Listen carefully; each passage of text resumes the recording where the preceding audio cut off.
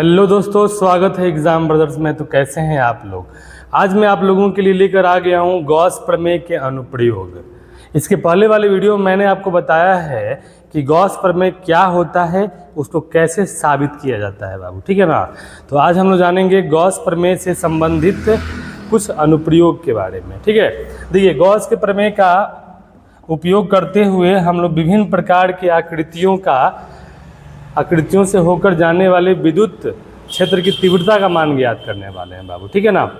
सबसे पहले हम जानेंगे कि गॉस प्रमेय है क्या। तो मैंने आपको बताया है, देखिए फाई ई बराबर होता है क्यू बटा एप्सिलॉन नॉट, क्यू बटा एप्सिलॉन नॉट। यानी किसी भी, देखिए किसी विद्युत क्षेत्र में किसी बंद सतह से होकर जाने वाला कुल विद्युत फ्लक्स उस सतह के भीतर उपस्थित आवेश का 1/एप्सिलॉन नॉट गुना होता है। इसी को हम लोग क्या बोलते हैं बाबू? गॉस का प्रमेय, ठीक है। अब देखिए गॉस के प्रमेय का उपयोग क्या होता है बाबू, ठीक है ना। तो देखिए पहला अनुप्रयोग है बाबू कि एक समान गोले के कारण विद्युत क्षेत्र की तीव्रता क्या होती है, ठीक है ना। एक समान गोले के कारण किसी बिंदु पर विद्युत क्षेत्र की तीव्रता क्या होती है, ठीक है ना। दूसरा हमारा आता है बाबू कि अनंत लंबाई का तार, यानी अनंत लंबाई का अगर कोई चालक तार हो, अनंत लंबाई के चालक तार के कारण विद्युत क्षेत्र की तीव्रता क्या होती है बाबू, ठीक है। और दूसरा हमारा आता है बाबू, ठीक है ना, कि समतल चादर के कारण, यानी चादर का मतलब हो जाएगा ना बाबू प्लेट, समतल प्लेट बोलिए, समतल चादर बोलिए, समतल चादर के कारण। और चौथा हमारा आता है बाबू समतल चालक के कारण, समतल चालक के कारण। इस समतल चालक में आपका आ जाएगा ठोस, यानी यहाँ पर हम समतल जब चालक बोलेंगे ना तो ये कोई ठोस वस्तु के बारे में हो जाएगा, जो घन के आकार की होगी, नहीं तो घनाभ के आकार की होगी, ठीक है ना बाबू। तो यानी देखिए गॉस के प्रमेय का उपयोग करते हुए हमें बताना है विद्युत क्षेत्र की तीव्रता, यानी विद्युत क्षेत्र की तीव्रता यानी ई का मान बताना है, ठीक है ना। और ई का मान कहाँ कहाँ बताना है बाबू? तो पहले बताना है कि एक समान रूप से आवेशित गोले के कारण किसी बिंदु पर विद्युत क्षेत्र की तीव्रता का मान क्या होता है। दूसरा हमारा है अनंत लंबाई के चालक तार, यानी चालक तार जब यहाँ आ गया ना बाबू तो समझ लो बेलन के बारे में बात हो रहा है। किसके बारे में बात हो रहा है जी? बेलन के बारे में, क्लियर। देखिए उसके बाद है समतल चादर, यानी समतल चादर के समीप किसी बिंदु पर विद्युत क्षेत्र की तीव्रता क्या होती है। जब भी हमें चादर बोलेंगे ना बाबू तो आपके मन मस्तिष्क में आना चाहिए प्लेट के बारे में, ठीक है, यानी प्लेट की बात हो रहा है, ठीक है। यहाँ पे समतल चालक यानी किसी ठोस के बारे में बात हो रहा है, ठीक है ना। जैसे क्या घन हो गया, घनाभ हो गया, यानी मान लीजिए अगर घन या घनाभ के आकार का कोई अगर चालक है तो उसके कारण विद्युत क्षेत्र की तीव्रता क्या होती है।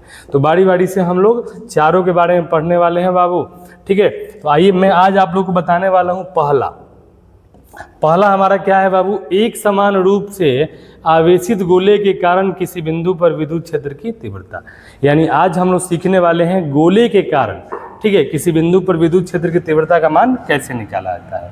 तो आइए शुरू करते हैं बिना किसी देरी के। देखिए जैसा कि आप देख सकते हैं, कह रहे कि मान लिया आर त्रिज्या का एक गोला एस है, ठीक है।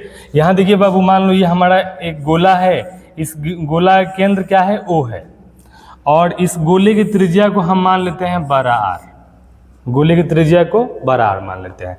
कह रहे कि आर त्रिज्या का एक गोला एस है जिसका केंद्र O है, केंद्र क्या है? O है। इसे प्लस की आवेश देने से आवेश गोले के सतह पर एक समान रूप से फैल जाता है। यानी कहने का मतलब ये है कि आर त्रिज्या का एक गोला एस है, गोला का नाम क्या है बाबू? एस, और इसे हम दे रहे हैं प्लस क्यू आवेश। तो प्लस क्यू आवेश देंगे तो बोलिए प्लस आवेश जो है ये गोले के सतह पर एक समान रूप से फैलेगा कि नहीं फैलेगा? फैलेगा ना बाबू। तो ये आपका सारा का सारा जो आवेश है ये गोले के सतह पर एक समान रूप से फैल जाएगा, क्लियर। देखिए ये फैल गया, ठीक है, यानी जो मैंने यहाँ पे लिखा हुआ है बाबू वो हमने कर दिया, ठीक है ना। अब इसमें करना क्या है? आपको करना है रचना। क्या करना है बाबू? इसमें करना है रचना। रचना क्या करना है देखिए, मुझे निकालना है यहाँ पर कि एक समान रूप से आवेशित गोले के कारण किसी बिंदु पर विद्युत क्षेत्र की तीव्रता क्या होगी। तो किसी बिंदु में एक बिंदु आ जाएगा गोले के बाहर, एक बिंदु आ जाएगा गोले के सतह पर, एक बिंदु आ जाएगा गोले के अंदर, गोले के अंदर, ठीक है ना। तो हम निकालने वाले हैं बाबू बारी बारी से तीनों बिंदु पर निकालने वाले हैं। सबसे पहले हम निकालेंगे बाहर, जब बिंदु गोले के क्या हो, बाहर हो, ठीक है ना। तो सबसे पहले इसमें हम क्या करेंगे बाबू, रचना करेंगे, ठीक है ना। रचना में देखिए लिखेंगे केंद्र O से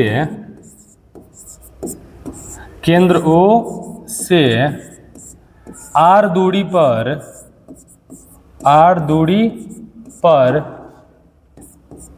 एक बिंदु P है, R दूरी पर एक बिंदु, R दूरी पर बाहर एक बिंदु P है। चलिए R दूरी पर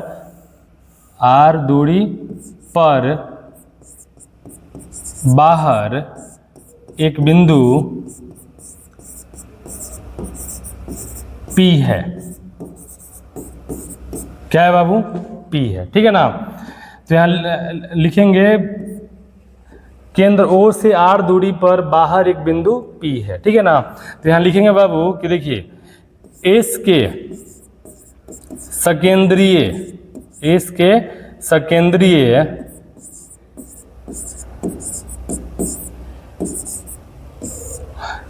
सकेंद्रीय गोला B की रचना करते हैं,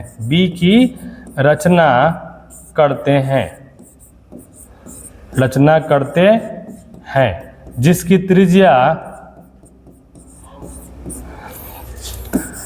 त्रिज्या बोलो बाबू क्या है जी, जिसकी त्रिज्या R है, क्या है, R है।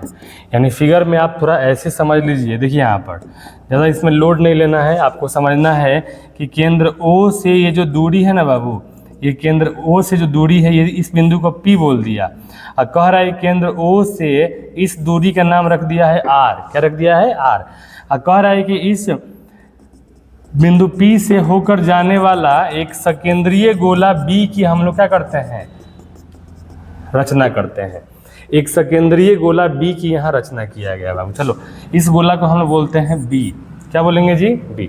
तो अगर मैं कहूँगा कि गोले B का क्षेत्रफल बताइए, तो बोलो गोले B का पृष्ठीय क्षेत्रफल, चलो पृष्ठीय क्षेत्रफल को हम लोग A से रिप्रेजेंट करते हैं, किससे, A से। बोलो क्या होता है बाबू गोले का पृष्ठीय क्षेत्रफल, 4 पाई R स्क्वायर। तो ये हमारा हो जाएगा 4 पाई R स्क्वायर, ठीक है। अब मुझे निकालना है फ्लक्स, क्या निकालना है जी, फ्लक्स, यानी गोले B से होकर जाने वाला कुल विद्युत फ्लक्स क्या होगा। तो यानी यहाँ पर लिखेंगे, देखिए गोले B से होकर जाने वाला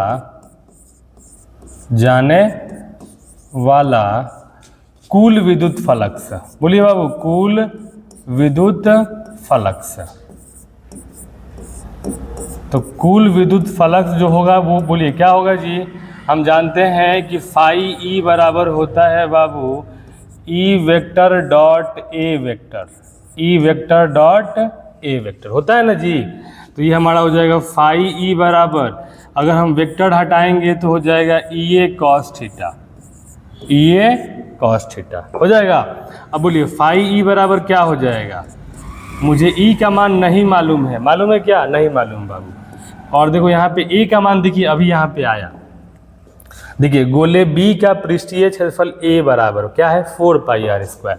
तो बोलो क्या हो जाएगा, A की जगह हमारा हो जाएगा 4 पाई R स्क्वायर।